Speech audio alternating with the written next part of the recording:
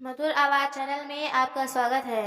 हमारी आज की कहानी है बच्चों का फर्ज। बिस्तर पर निढाल से पड़ी कोमल जी शून्य में ताकत हुई सोचती जा रही थी। फिर स्वयं से ही बोल उठी। बचपन से अब तक तो सुनती ही आई थी कि बुढ़ापा अभिशाप होता है, लेकिन महसूस आज हुआ, और उस अपने ही शरीर के अंश द्वारा किया गया बुरा रवैया तो अंदर तक तोड़ कर रख देता है। कोमल जी कुछ दिनों से बीमार चल रही थी। अभी कल ही तो बात की थी, जब उनका बेटा और बहू नौकरी के लिए निकलने लगे, तो कोमल जी ने अपने बेटे से कहा कि बेटा, मुझे लगता है मेरा ब्लड प्रेशर बढ़ा हुआ है, मेरी दवाई ले आना। उनकी बात अनसुनी करके बेटा बहू घर से चले गए। उनके जाने के बाद जैसे ही कोमल जी अपना नाश्ता बनाने के लिए रसोई घर में गईं, तो उन्हें चक्कर आने लगे। उनका सर घूमने लगा और वहीं फर्श पर बैठ गईं। फिर जैसे तैसे हिम्मत जुटाकर थोड़ी देर के बाद अपने कमरे में चली गईं और बिस्तर पर लेटे लेटे बहू का इंतजार करने लगीं। उन्हें एहसास हो गया था कि शायद उनका ब्लड प्रेशर बढ़ा हुआ है या शायद शुगर बढ़ गई है, परंतु कहती भी तो किससे? आखिर सुनने वाला कौन था? रह रहकर उन्हें अपने पति की याद आ रही थी कि कैसे थोड़ा सा बीमार होने पर भी वे तुरंत उन्हें अस्पताल ले जाते थे और झट से दवाई दिलाकर ले आते थे। हल्की सी छींक भी आती थी तो उनकी सेवा में जुट जाते थे। यही सब सोचते सोचते कोमल जी की आंखों से आंसू छलक आए। कोमल जी के पति नारायण जी एक प्राइवेट नौकरी किया करते थे और इस दौरान उनके बेटे विशाल का जन्म हुआ। गृहस्थी की गाड़ी बड़ी अच्छे से जिंदगी की पटरी पर चलती जा रही थी, लेकिन एक एक दिन अचानक कोमल जी के पास फोन आया। क्या आप कोमल जी बोल रही हैं? आप तुरंत सरकारी अस्पताल पहुंच जाइए, आपके पति को अस्पताल में भर्ती करवाया गया है। कोमल जी आनन फानन में अस्पताल दौड़ी, लेकिन तब तक उनके पति इस दुनिया को अलविदा कहकर जा चुके थे। उन्हें हार्ट अटैक आया था। उस समय उनका बेटा विशाल केवल 10 वर्षों का था। कोमल जी ने जैसे तैसे अपने आप को संभालते हुए स्कूल में पढ़ाने के साथ साथ बच्चों को ट्यूशन भी पढ़ाना शुरू कर दिया। उन्होंने अपने बेटे को अच्छा जीवन देने के लिए दिन ब दिन एक कर दिया। कड़ी मेहनत करके उन्होंने अपने बेटे विशाल को पढ़ा लिखाकर इस काबिल बनाया कि आज वह एक बड़ी कंपनी में मैनेजर के तौर पर कार्यरत है। बैंक में अपने साथ काम करने वाली एक लड़की निधि से विशाल ने शादी भी रचा ली थी। बेटा वो दोनों नौकरी के सिलसिले में सुबह सुबह घर से निकल जाते हैं और रात को देरी से घर लौटते हैं। इस दौरान कोमल जी ही घर की देखभाल करती, बेटे बहू के लिए खाना भी बनाती।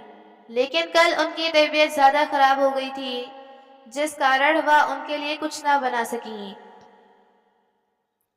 कोमल जी ने घड़ी में देखा तो रात के 10 बज रहे थे, लेकिन बेटे बहू का अभी तक कोई अता पता नहीं था। ना ही उन्होंने उन्हें फोन करने के कुछ बताया कि वे दोनों कब आएंगे। कोमल जी की भूख बढ़ती जा रही थी, लेकिन उठने के लिए शरीर में हिम्मत नहीं थी। तभी दरवाजे की घंटी बजी। उन्होंने दरवाजा खोला तो सामने बेटा और बहू खड़े थे। उनकी बहू निधि तो अंदर आते ही बोली, माँ जी, आज हम खाना नहीं खाएंगे, हम बाहर से ही खाना खाकर आए हैं। ऐसा कहते हुए दोनों बेटा बहू कमरे में सोने चले गए। कोमल जी सोचने लगी कि जब विशाल छोटा था और खाना नहीं खाता था तो मेरे हलक से निवाला नहीं उतरता था, और आज किसी ने एक बार भी नहीं पूछा कि माँ आपने खाना खाया है या नहीं। कोमल जी पूछना चाहती थी कि बेटा मेरी दवाई लेकर आया है या नहीं, लेकिन बेटे के पास तो शायद समय ही नहीं था अपनी माँ के लिए। वे दोनों अपने कमरे में सो चुके थे। कोमल जी बिना कुछ खाए थोड़ा सा पानी पीकर भूखे पेट ही सो गईं। सारी रात करवटें बदलते ही बीती। आज जब सुबह हुई तो कोमल जी ने सोचा कि बेटे से कहूँ, बेटा मुझे डॉक्टर के पास ले चल, कल से मेरी तबीयत खराब हो रही है। यह सोचकर वह अपने कमरे से बाहर निकली। उसी समय वो भी रसोई में जा रही थी। हिचकिचाते हुए उन्होंने बहू से पूछा, बहू, विशाल की नींद खुली या नहीं? तो बहू थोड़े तीखे स्वर में बोली, नहीं, क्या काम है उनसे? फिर कोमल जी बोली, वह मुझे डॉक्टर के पास जाना है। मुझे लगता है मेरा बीपी बढ़ गया है। कब से मैं उसे दवाई लाने को कह रही हूँ, पर उसने मेरी दवाई लाकर नहीं दी। अब बहुत समय हो चुका है, इसलिए सोच रही हूँ कि एक बार डॉक्टर को ही दिखा दूँ, फिर दवाई शुरू करूँ। उसी समय उनकी बहू आंखें तरेते हुए बोली, क्या माँ जी, आपको दिखाई नहीं देता कि हम लोगों के पास बिल्कुल भी समय नहीं होता? सुबह से जाते हैं और देर शाम को घर लौटते हैं। और वैसे भी आपकी दवाइयाँ लाने के लिए अभी हमारे पास पैसे भी नहीं हैं। अभी हाथ तंग चल रहा है और दोनों बच्चों के स्कूल की फीस भी भरनी है और गाड़ी की किस्त भी। इतना कहकर बहू रसोई में चली गई। बेचारी कोमल जी ठगी सी खड़ी रह गई और फिर अपने कमरे में आकर सोचने लगी, जितना काम मैं इस घर में सुबह से शाम तक करती हूँ, उसका भी तो कोई हिसाब बनता ही होगा ना। अगर इसी काम के लिए काम वाली बाई लगी होती तो कम से कम 15,000 रुपये महीना लेती। ऊपर से नखरे सो अलग। फिर कोमल जी अपने बेटे के उठने का इंतजार करने लगी, यह सोचते हुए कि मेरा बेटा एक बार दवाई लाना भूल सकता है, लेकिन दोबारा याद दिलाने पर दवाई ले आएगा। बहू की तरह स्पष्ट जवाब नहीं देगा। अभी कोमल जी यह सोच ही रही थी कि उनके बेटे विशाल की आवाज आई, माँ, जरा चाय तो बना कर लाना। बेटे की आवाज सुनकर कोमल जी चाय बनाने चली गईं और कप में छानकर बालकनी में कुर्सी बिछाकर बैठे विशाल को देने लगी। विशाल उस समय अखबार पढ़ रहा था। चाय का कप देते हुए कोमल जी बोली, बेटा, अगर तेरे पास थोड़ा सा समय हो तो मुझे डॉक्टर को दिखा लाना। कल से मेरी तबीयत इतनी ज्यादा खराब हो रही है कि 2-4 बार तो मैं चक्कर खाते गिरते बची हूँ।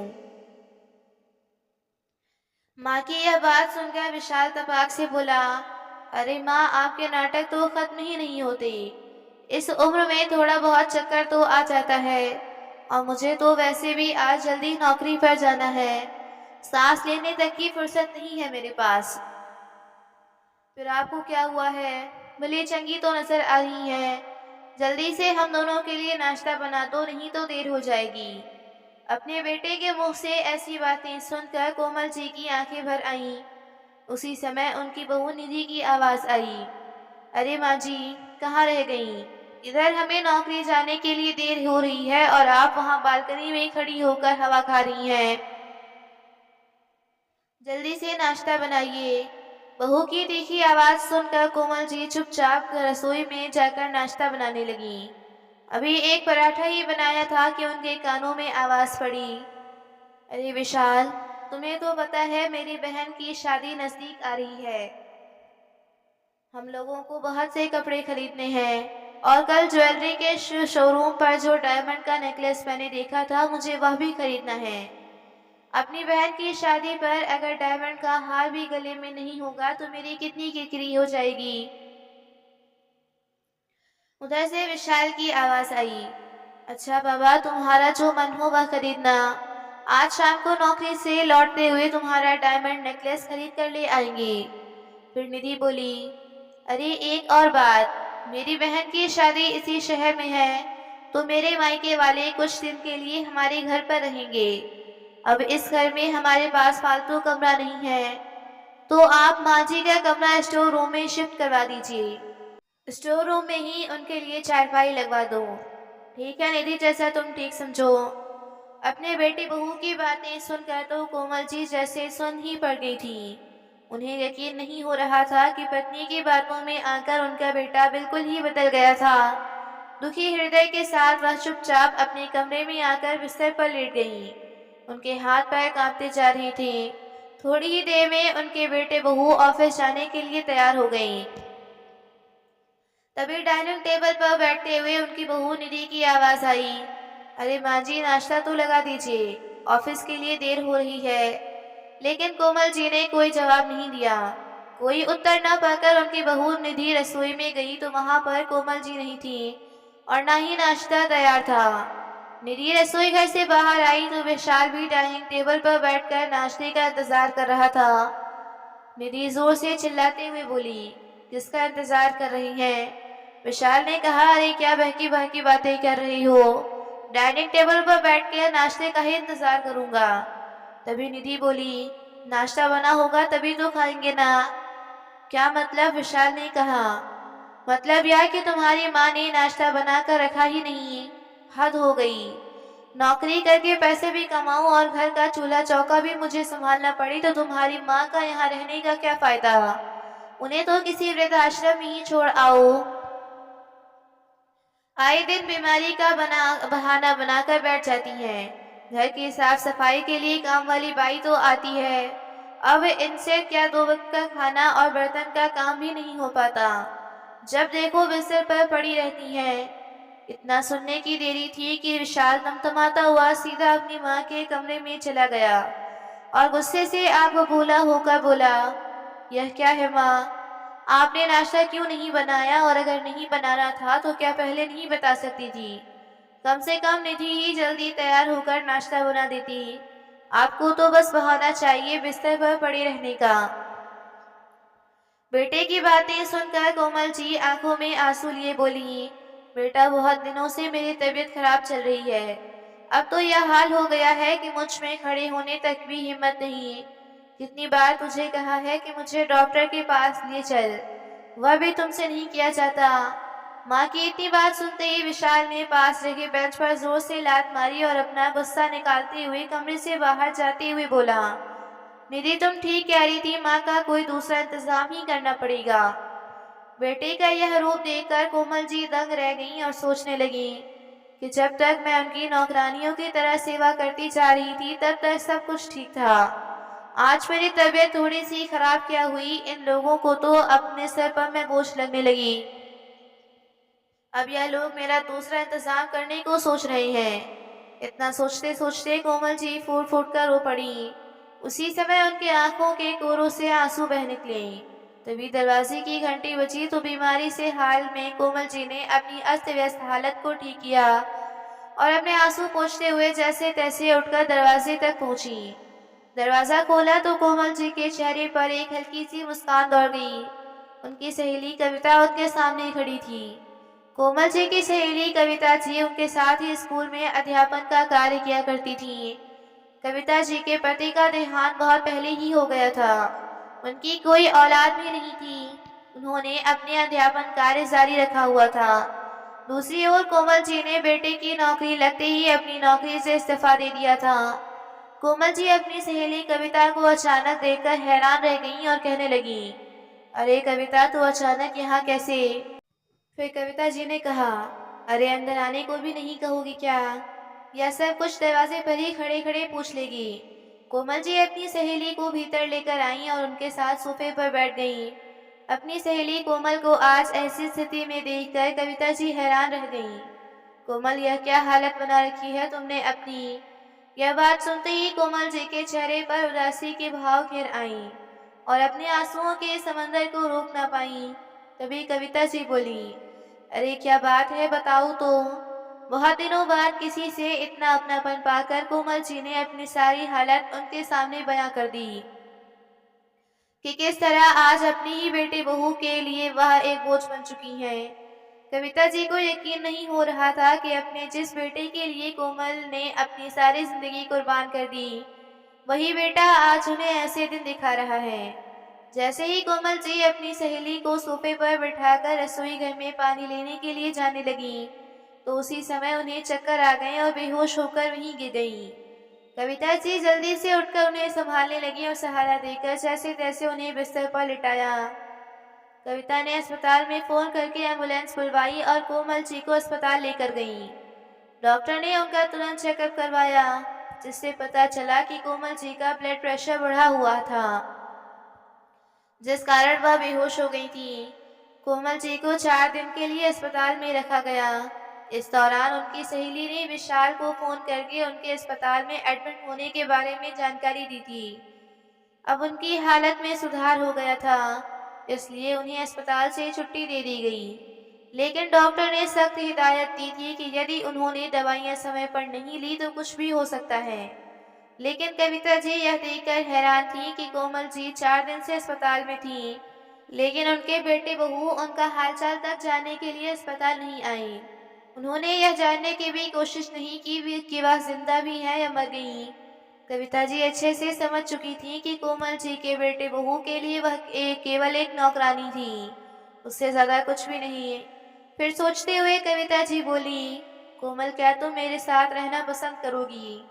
अब देखो मैं भी अकेली हूँ और तुम भी अकेलेपन का शिकार हो रही हो, क्यों ना हम दोनों एक साथ मेरे घर में रहें। कविता की बात सुनकर कोमल जी कुछ सोच में पड़ गई।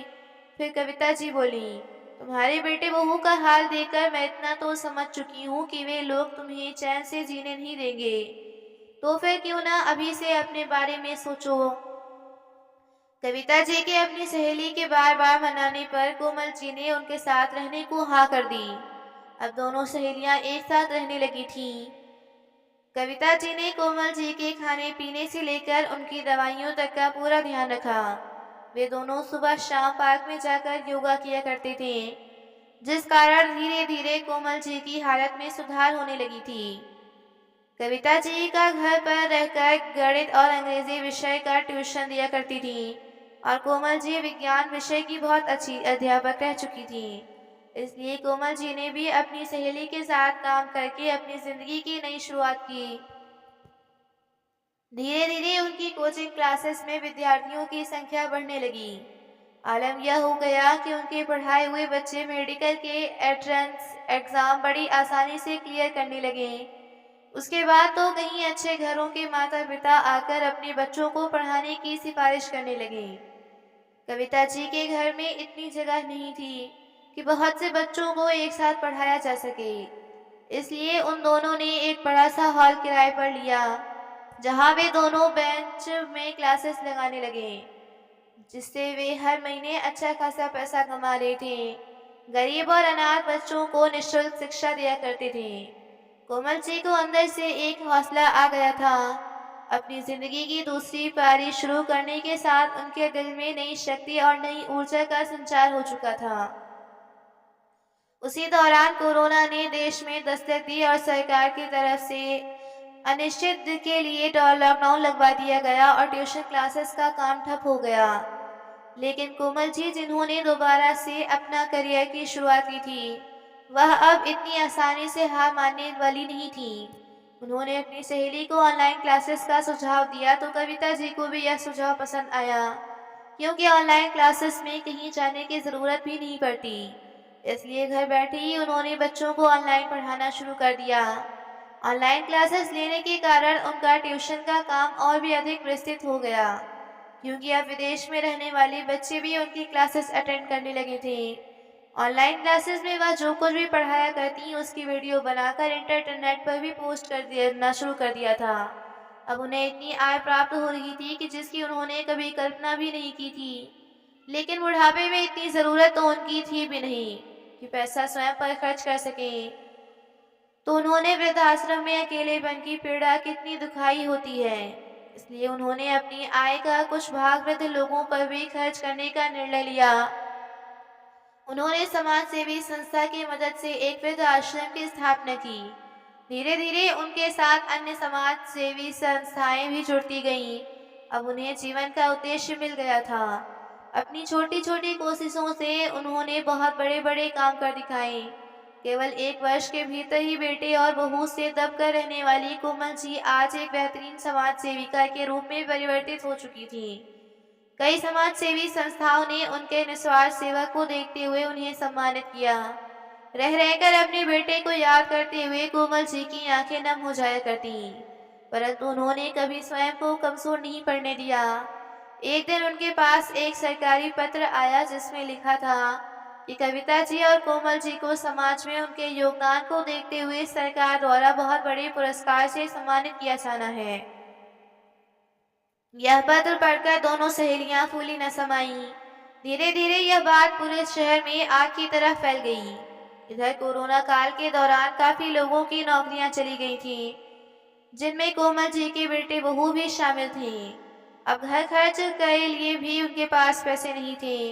पैसे की कमी के चलते दोनों पति पत्नी आपस में ही लड़ने झगड़ने लगे।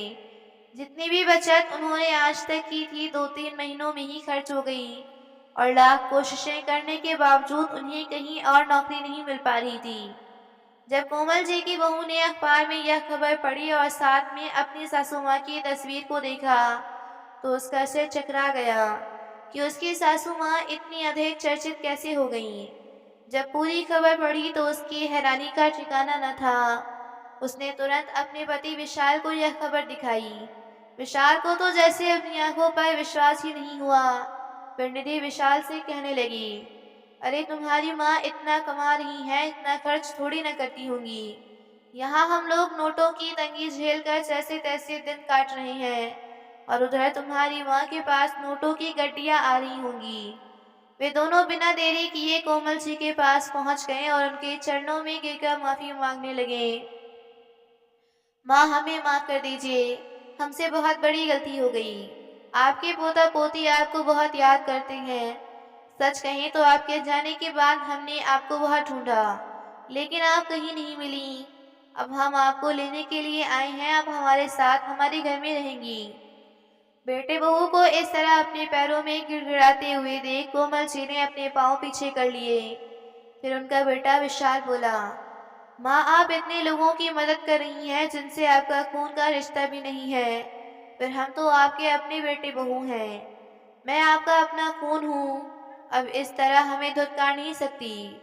बेटा, मुझसे तुम्हारा खून का रिश्ता उस समय भी था जब तुम मुझे वृद्धाश्रम छोड़ने की सोच रहे थे। तब यह बात तुम्हारे मन में क्यों नहीं आई? और मेरी अपनी सहेली जिससे मेरा खून का रिश्ता भी नहीं था, के कारण आज मैं अपनी पहचान बना पाई। समझ में नहीं आ रहा कि मैं सिर उठाकर जी रही हूँ किसकी वजह से। अगर उसने मेरी मदद ना की होती तो मैं आज किसी वृद्धाश्रम के एक कोने में पड़ी होती। मेरी सहेली से मेरा खून का रिश्ता तो नहीं, लेकिन दिल का रिश्ता इतना बड़ा है कि वह खून के रिश्ते को भी झुका सकता है। लेकिन माँ, आप ही सोचिए, अब हम दोनों की नौकरी जा चुकी है। घर का इतना खर्च है जिसको चलाने के लिए हमारे पास एक फूटी कौड़ी भी नहीं है। दोनों बच्चों के स्कूल की फीस भी भरनी है, खाने पीने का भी खर्च होता है। कम से कम आप हमारी थोड़ी सी मदद तो कर ही सकती हैं।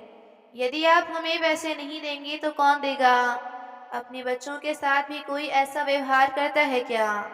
आपके बच्चे परेशान होकर दर बदर भटक रहे हैं और आप उन्हें पैसा देने के बजाय वृद्धाश्रम में दान कर रही हैं। थोड़ा तो तरस कीजिए। अपने बेटे और बहू की यह बातें सुनकर कोमल जी अपनी कुर्सी से उठी और बेटे के मुंह पर जोरदार 2 तमाचे जड़ दिए।